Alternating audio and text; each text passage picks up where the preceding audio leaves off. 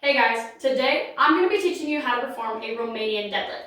This exercise is known as an RDL. It mostly targets your glutes, your lower back, and your hamstring.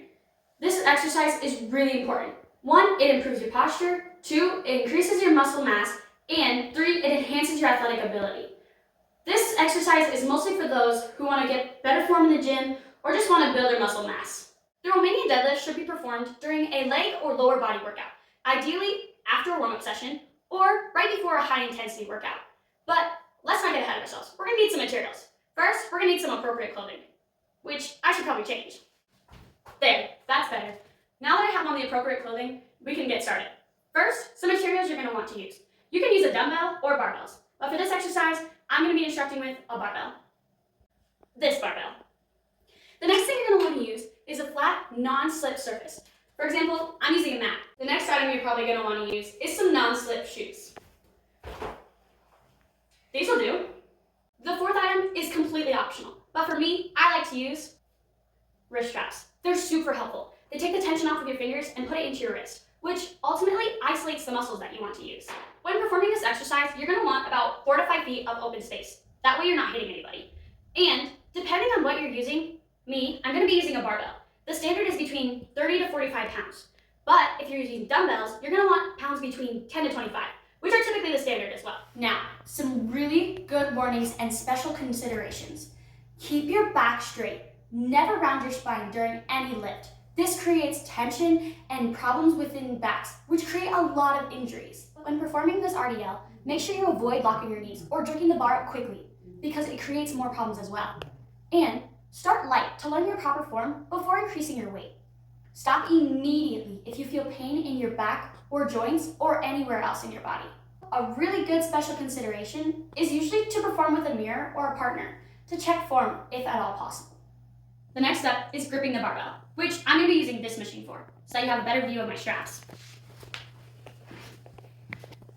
The best way to grip this barbell is by putting the strap over top of it, just like this. Then you're going to want to flip the strap around and grip it until it's really, really tight. Now, if you're not using lifting straps, which again is totally a-okay and completely optional, you're going to approach it almost the same direction, just a little bit differently.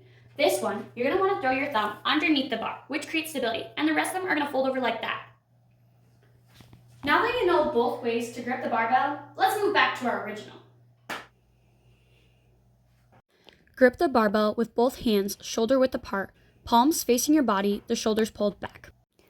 Stand tall with feet hip width apart and the barbell in front of your thighs with a neutral spine, which is your stacked hips over your pelvis and a tucked chin toward your chest.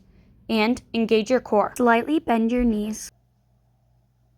Set your posture. Keep your chest up, shoulders back, and core tight. Hinge at your hips, pushing them backwards while keeping your back straight. Think of it like sitting back in a chair, keeping a slight bend in your knees. Lower the barbell slowly down your thighs, keeping it tucked to your body. Pause briefly while maintaining tension in the legs and core. Slowly bring the weight back up to neutral position and drive up with your hips and heels, not your back. Still having core engaged to prevent the curvature, and tuck your bum and hips back to neutral position. Repeat this set for 8 to 12 reps while maintaining good form. After performing your reps, and your sets probably, you're going to want to step back. Take a couple seconds for your body to relax before you cool down. Let's keep with that cool down. But let me talk a little bit more about this RDL. This RDL emphasizes the hinge movement and muscle control. It makes it more effective for hamstring and glute development. It's better than a traditional deadlift. It also targets muscles more precisely and reduces lower back strain than compared to a conventional deadlift. Thank you for watching my video. I hope my instructions were clear and concise about how to perform an RDL. Thanks for watching.